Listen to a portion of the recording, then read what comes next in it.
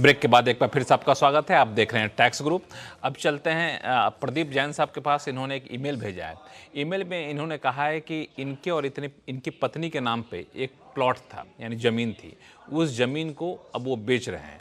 उस ज़मीन को बेच करके जो पैसा आएगा उस पैसे से वो फ्लैट खरीदना चाहते हैं।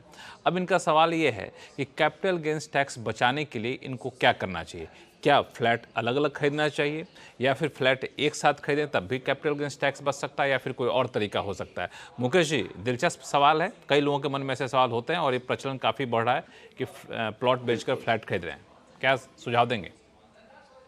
बिल्कुल लक्ष्मण जी, इनको चिंता का कोई कारण नहीं होना चाहिए, क्योंकि जो दोनों का गेन है, जमीन में से जो उनको गेन लॉन्ग टर्म का मिला है, तो उसको हाउस प्रॉपर्टी में इन्वेस्ट करना है तो 54F का फायदा ले सकते हैं। 54F में ये कहीं नहीं कहा गया है कि you should be the sole और exclusive owner of the property. माना आपने जॉइंटली, ये तो दो केस है, कई बार तो 4 लोग भी इकट्ठे होके एक घर में निवेश कर सकते हैं, उसमें कोई दिक्कत नहीं है।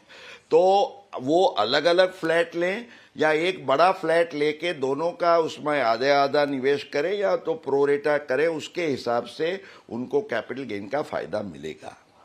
तो मुझे लगता है कि कहीं कोई उलझन इसमें होना नहीं चाहिए, कैपिटल गेन का फ़ायदा उठा सकते हैं। तो प्रदीप जी, आप सुन रहे हैं तो इस मुकेश जी के सुझाव का पालन करें। तो मुकेश जी, बहुत बहुत शुक्रिया सभी सवालों का जवाब देने के लिए। बहुत अच्छा लग रहा है आपसे बातचीत करके, लेकिन चूंकि समय कम है इसलिए मैं आगे कई सारे मुद्दों को रखूँगा अगले एपिसोड के लिए। बहुत बहुत धन्यवाद सभी सवालों का काफ़ी सरल भाषा में जवाब देने के लिए।